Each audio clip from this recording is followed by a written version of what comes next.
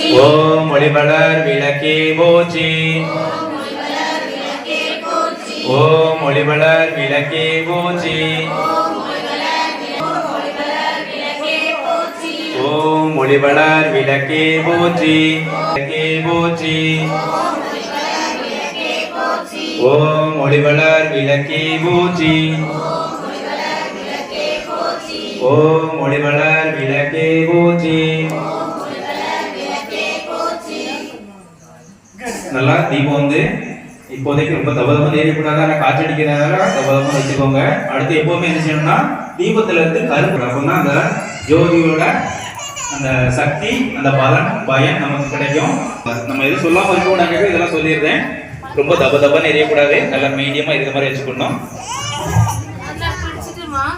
ஆதி பராசக்தி அம்பிகையே, இந்த திருவிளக்கிலும் எங்கள் உள்ளத்திலும் எழுந்தருளி சர்வமங்கல மாங்கல்யே சிவே சர்வார்த்த சாரம். முதல்ல திருவிளக்கு அகவல்.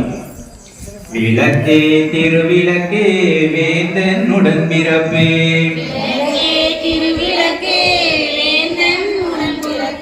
ஜோதி